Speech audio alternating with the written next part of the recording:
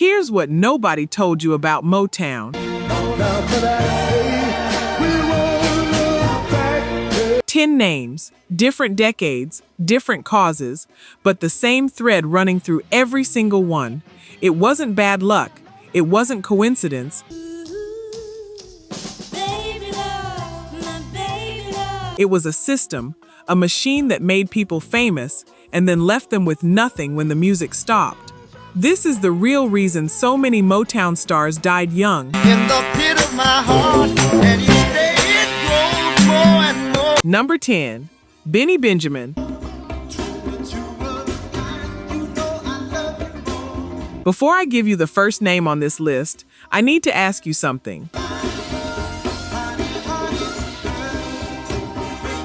How many of the people who actually made the Motown sound, not the faces on the album covers, not the voices you grew up knowing by heart, but the people in those rooms doing the work, how many of their names do you know?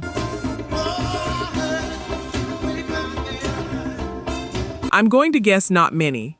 And there's a reason for that. It starts with a man named Benny Benjamin.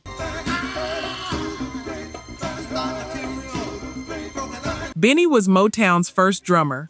Born in Birmingham, Alabama, made his way north to Detroit. And by 1958, he was sitting behind the kit in the basement of a small studio on West Grand Boulevard that Berry Gordy called Hitsville, USA. Now here's what you need to know about that. Berry Gordy, the man who built Motown from nothing, said he refused to start a recording session without two specific people in the room. One was Benny, the other was a bassist named Jamerson. These two men were so essential to the Motown sound that the label's founder would not roll tape without them. You've heard Benny Benjamin. If you've ever felt what my girl does when it comes on, if I heard it through the grapevine has ever stopped you mid-sentence, that was his hands on those drums, his feel, his pulse. But here's the thing. Pick up any Motown record from the 1960s. Look for his name on the label. You won't find it. Not once. Because Motown had a strict policy. Session musicians were not credited on releases. The Funk Brothers, as they called themselves, worked in what they nicknamed the Snake Pit, that basement studio, during the day. Then went out and played jazz clubs at night just to make enough to survive. Session fee, handshake, no royalties, no publishing, no percentage of the empire they were building with their own hands. And that invisibility found its way into Benny's body. Heroin, alcohol. By the late 1960s, his addiction had taken over. He was missing sessions, showing up late, and the Motown machine had already started replacing him at the drum kit without a word. April 20th, 1969. Benny Benjamin died of a stroke. He was 43 years old. Berry Gordy called him indispensable. The label never put his name on a single record. It would be 2003, 34 years after his death, before the Rock and Roll Hall of Fame finally said his name somewhere that mattered.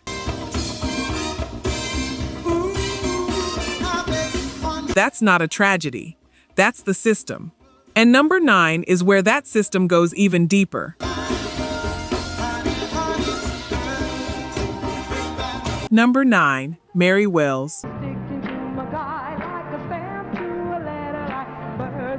Let me tell you about the woman who put Motown on the map. Before Diana Ross, before the Supremes, before any of it, there was Mary Wells. They called her the First Lady of Motown, and she earned that name twice over.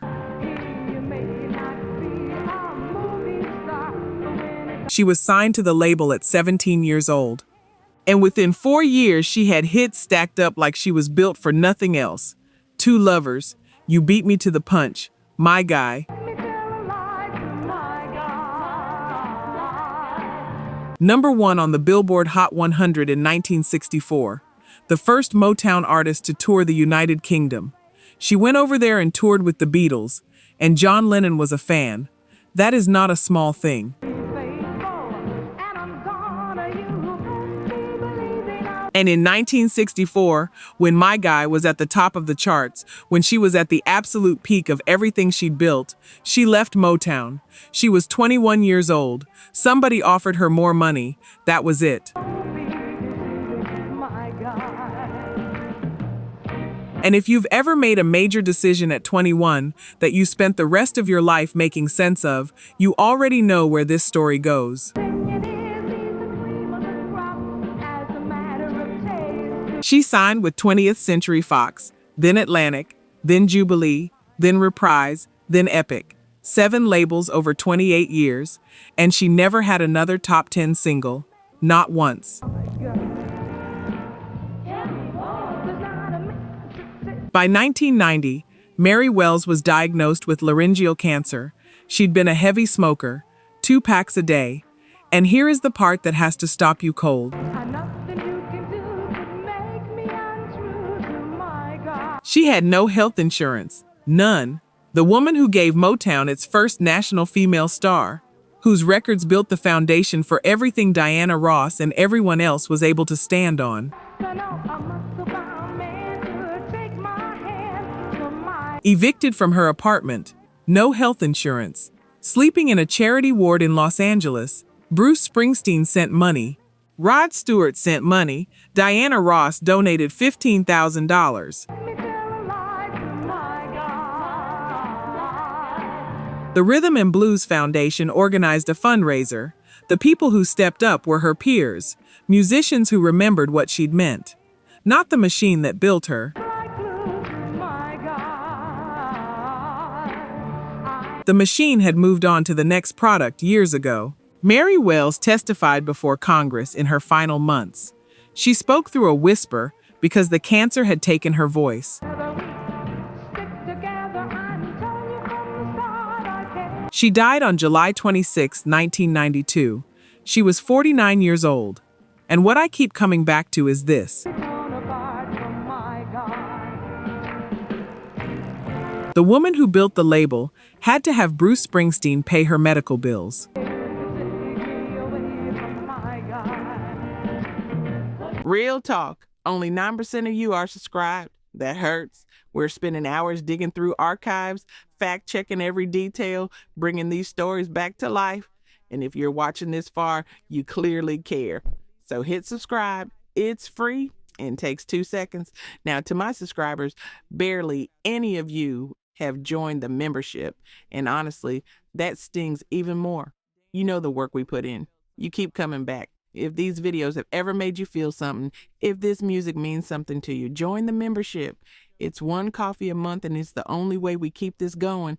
Let's build this together. All right, back to it. #8, Paul Williams. You know the Temptations, but I'd be willing to bet you don't know this name the way you should. Before David Ruffin's raspy baritone became famous, before Eddie Kendricks' falsetto redefined what a lead tenor could do, the original heart of that group was a man named Paul Williams. He co-founded what became the Temptations with his childhood friend Eddie Kendricks, and he was the one who built the physical language of Motown on a stage.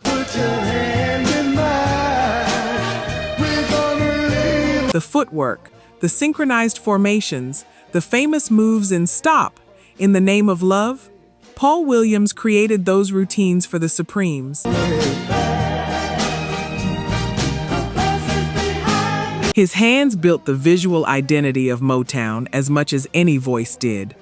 But what was hidden from almost everyone, what Paul kept quiet, was that he was fighting sickle cell anemia the entire time.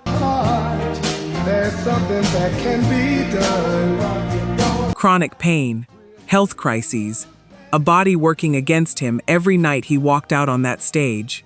And here's what the Motown machine required. Put your hand in mine. We're gonna live. You showed up. Sick or not, in pain or not, you recorded, you toured, you performed. That was the deal. So Paul showed up, night after night, for years. All our troubles behind. Keep on walking, don't look back. And the way he coped, the way the machine left him very little room to cope any other way, was alcohol.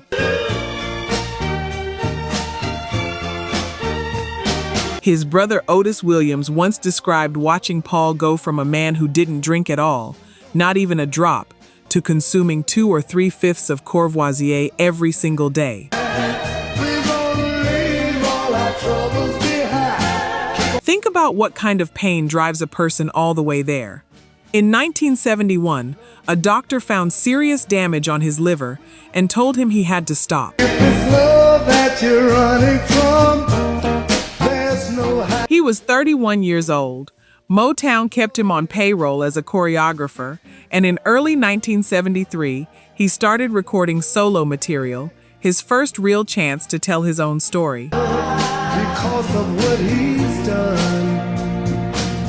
His debut single was going to be called Feel Like Giving Up. Motown shelved it. After Paul died, they said the title was too literal, but his brother Joseph said the label had told Paul while he was still alive that none of his recordings would ever be released. Let you down. Cause I know They killed it, Joseph said. But what they were really doing was killing Paul. It was like, what was the point of all this? On August 17, 1973, Paul Williams was found dead in a car in a Detroit alley. He was 34 years old, a gunshot wound to the head, ruled a suicide. a beautiful thing, though your first love. His family has never fully accepted that ruling. He left behind 5 children and a song nobody was allowed to hear. Number 7, James Jamerson. You know we've got to find a way. Stay with me on this one, because what I'm about to tell you about this man is going to change the way you hear every Motown song you've ever loved. James Jamerson, bass guitar, the uncredited backbone of the Motown sound. He was born on Edisto Island, South Carolina, moved to Detroit as a teenager, and starting in 1959, he walked into Hitsville every day and played. My Girl, You Can't Hurry Love, Ain't No Mountain High Enough, Reach Out, I'll Be There, I Heard It Through the Grapevine, Dancing in the Street. 30 Billboard #1 singles, more than 70 R&B chart toppers, more than any other bassist in both categories. Rolling Stone eventually called him the greatest bass player of all time. His name appeared on exactly 0 of those records. Motown's first real acknowledgement of James Jamerson came in 1971, when Marvin Gaye personally insisted on crediting him on the sleeve of What's Going On. It read, The Incomparable James Jamerson, 12 years into his career, after dozens of #1s. Here's what the story around that session says. Marvin Gaye found Jamerson in a bar, already deep in his drinking, brought him to the studio, and James Jamerson played the bass line for What's Going On, lying flat on his back on the studio floor. One of the greatest bass parts ever recorded, lying on his back. When Motown moved to Los Angeles in 1972, Jamerson went with them, but the work dried up. The sound changed, the label moved on, and at Motown's 25th anniversary concert in 1983, the famous television special, Jamerson was not invited backstage. He wasn't a guest. He wasn't honored. He had to scalp a ticket and sit in the back rows of the bleachers. At a celebration of music he had spent his life building, one note at a time. He died on August 2, 1983, 47 years old, cirrhosis, heart failure, pneumonia, broke, by all accounts deeply bitter.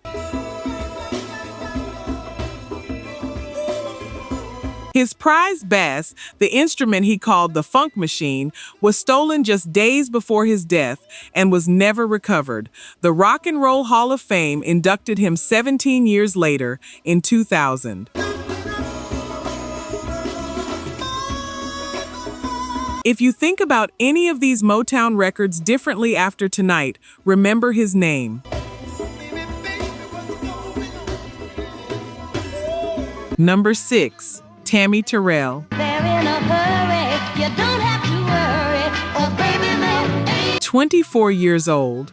When I give you that number at the end of this story, I just want you to sit with it.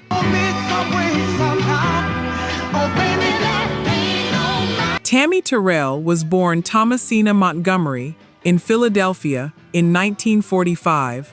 She had a voice that could stop a room. She started performing as a teenager.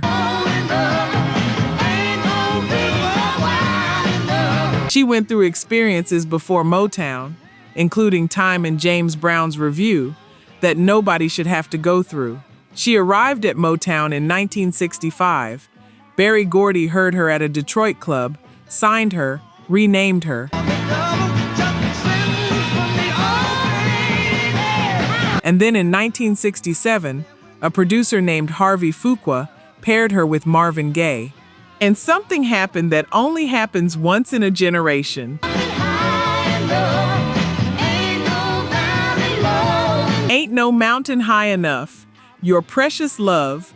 You're all I need to get by. Ain't nothing like the real thing. These were duets, but they didn't feel like duets. They felt like two people telling each other the truth in public.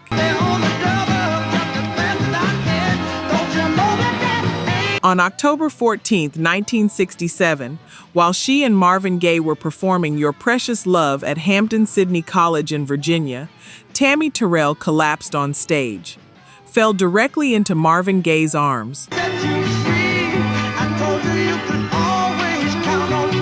She was diagnosed with a malignant brain tumor. She was 22 years old. Here's what Motown did.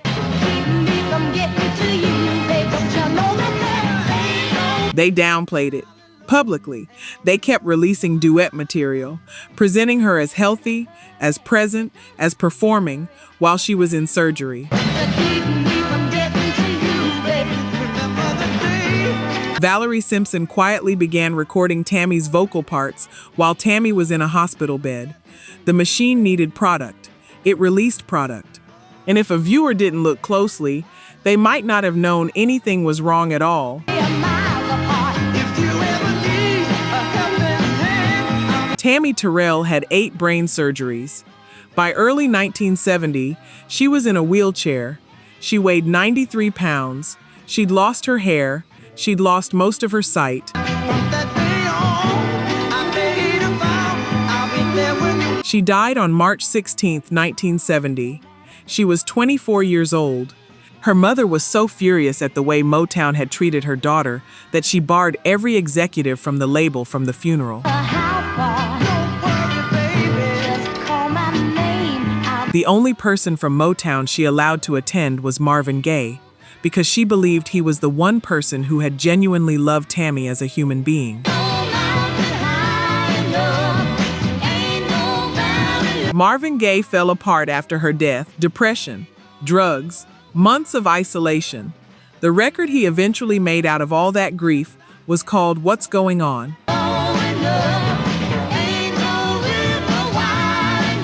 But that comes later. Number 5 is where this gets even heavier.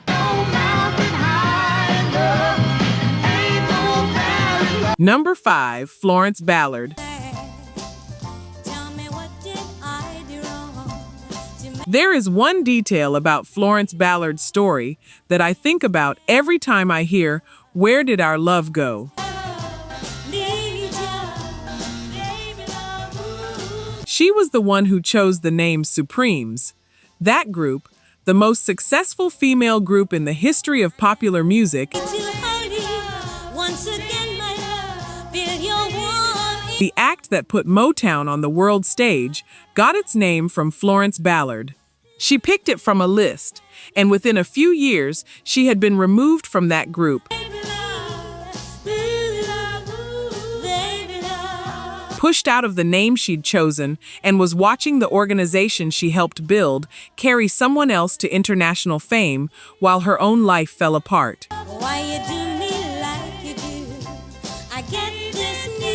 She was a founding member. She had a voice that, by many accounts from people who were in those rooms, was the most powerful voice in the group. Too soulful, they said, for the crossover white audience Berry Gordy was building toward. Diana Ross had the look he wanted. Florence Ballard had the voice that could shake a wall. And Berry Gordy made his choice. She was officially removed from the Supremes on July 1st, 1967, one day after her 24th birthday. She sued Motown for $8.7 million in unpaid royalties. She lost. Her home went into foreclosure. Her marriage fell apart. She moved into her sister's house. And by 1974, Florence Ballard, 9 #1 singles on her resume, 9, was on public assistance, 9 #1 singles, on welfare. The press wrote about it. It became a news story. And I want to be honest with you. What I feel when I read those headlines is not pity, it's anger. Because this is not a story about personal failure. This is a story about what happens when a system extracts everything from a person and leaves them with no legal recourse, no financial safety net, and no way back in. She got sober. She started rebuilding. In 1975, she received an insurance settlement and bought a small home. She was getting bookings again. People who remembered her were showing up to see her perform.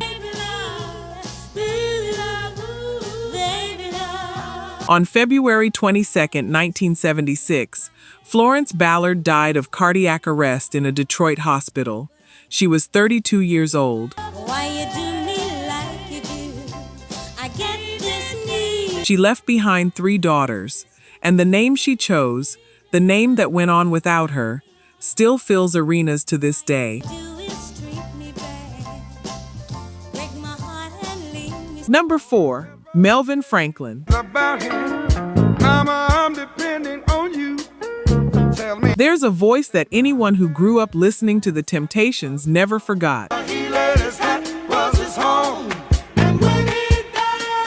That impossible low rumble, the kind of bass that seemed to come from somewhere below the floor. That was Melvin Franklin, nicknamed Blue by his bandmates because he loved everything blue. And Mama? Born David English in Montgomery, Alabama, co-founded what became the Temptations, and he and Otis Williams were the only original members who never left.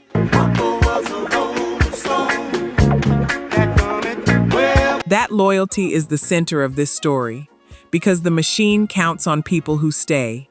In the late 1960s, Melvin Franklin was diagnosed with rheumatoid arthritis. He was still in his 20s, and here's what the Temptations machine, the touring machine, the recording machine, required.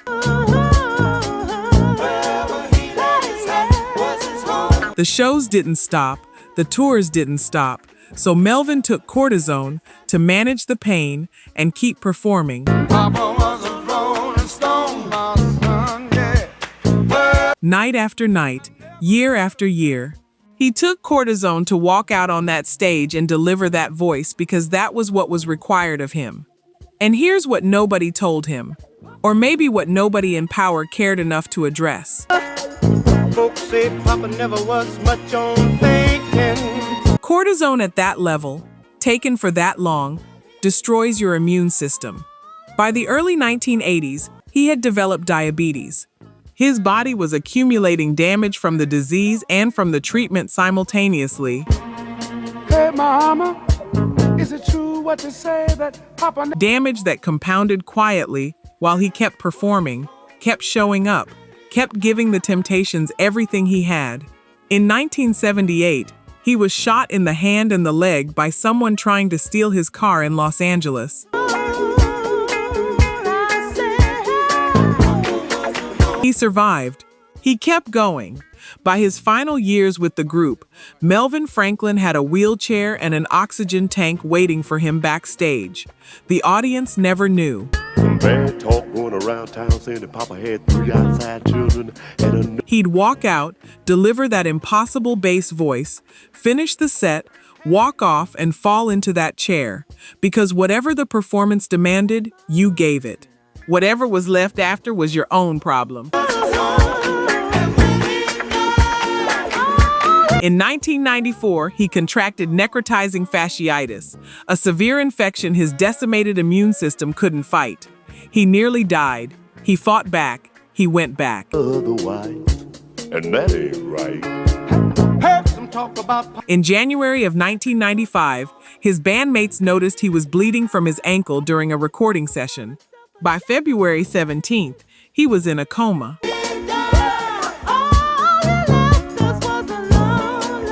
On February 23, 1995, Melvin Franklin died at Cedars-Sinai Medical Center. Brain seizures. He was 52 years old. He never stopped showing up. The machine just never stopped taking.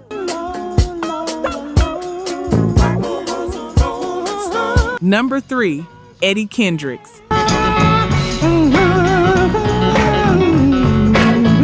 Let me tell you something about Eddie Kendricks and Paul Williams that I think you need to know before the rest of this story. They met as kids in elementary school in Birmingham, Alabama. Their first encounter was apparently a fist fight. Paul dumped a bucket of mop water on Eddie's head, and then they became best friends. And then they started singing together, and then they moved to Detroit, and then they built what became the Temptations together. And then Paul Williams died at 34. Eddie Kendricks carried that with him for the rest of his life. He eventually named his son Paul Kendricks after his friend. Eddie was the falsetto of the Temptations, that angelic upper register on the way you do the things you do. Get ready, just my imagination.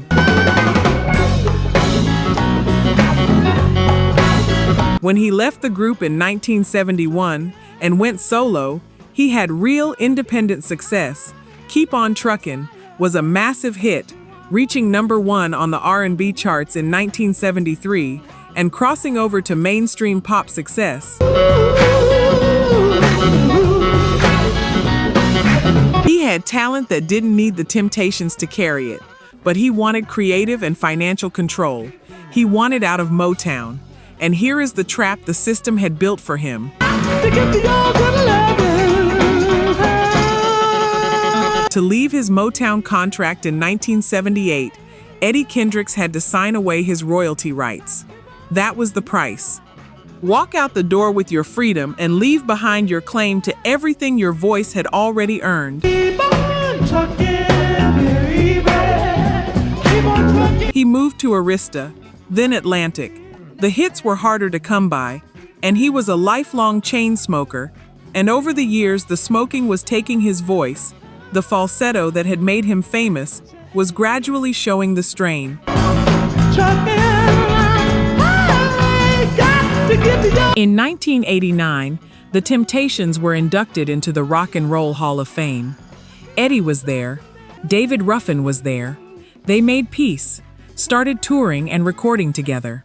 For a moment, it looked like the story might find a better ending.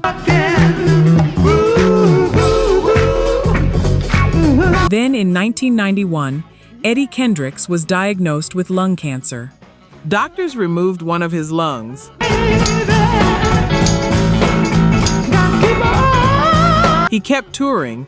He also filed a lawsuit against Motown for unpaid royalties, pursuing money that was rightfully his, money the system had held on to, while he was fighting cancer in a Birmingham hospital. He died on October 5, 1992. He was 52 years old. Back home in Birmingham, where he and Paul Williams had first started singing together as boys.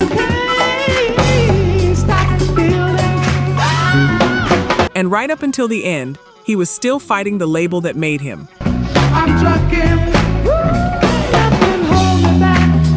Number 2, David Ruffin.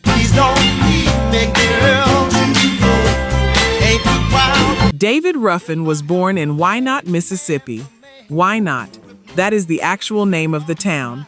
And I don't know what you do with that kind of irony, but I think about it every time I get to this part of his story. He was the son of a Baptist minister. He made his way to Detroit, and when he joined the Temptations in 1964 and stepped to the front of the stage, something shifted in a room. The rasp in that voice, the gospel underneath everything, the way he could be tender and desperate inside the same line. My girl, ain't too proud to beg. I wish it would rain. That was David Ruffin. He was fired from the Temptations in 1968. A combination of cocaine, an inflating ego, and demanding that the group be renamed David Ruffin and the Temptations. And here's something the public story usually skips past. While he was still with the group, David Ruffin was in an abusive relationship with Tammi Terrell, the same Tammi Terrell who later collapsed on stage and died at 24. When Tammi died, her mother believed Motown had failed to protect her daughter from David Ruffin. Motown knew about that relationship and kept booking them both because the product was selling. After he left, Ruffin had solo moments, comebacks, and in 1989, he stood with the Temptations on the Rock and Roll Hall of Fame stage. That recognition he'd spent his whole life chasing, he finally had it. In the pit of my heart, and you say it grows more and more. 2 years later, he collapsed in a West Philadelphia crack house. He was taken to the hospital of the University of Pennsylvania by a limousine driver who dropped him off at the emergency room entrance and left without identifying himself. Sweet darling, don't leave me, girl. The hospital staff didn't know who the man in the back of that car was. They ran his fingerprints through the FBI to identify him.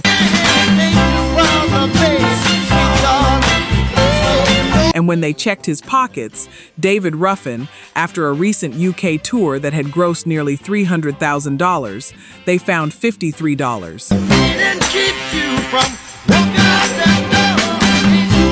An estimated $40,000 he'd been carrying from that tour was gone. For your sympathy, I don't mind, 'cause you mean that. He died on June 1st, 1991. He was 50 years old. The voice of My Girl, a fingerprint check in a Philadelphia hospital, $53. I'll let you sit with that for a moment before we get to number 1. Number 1, Marvin Gaye. Everything on this list has been building toward this. Because Marvin Gaye's story is not just the most famous name. It is the clearest picture we have of what the machine does to a person over a lifetime inside it.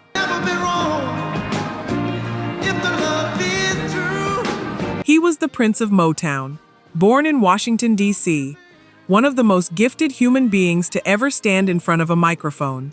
Heard it through the grapevine. What's going on? Let's get it on. Sexual healing.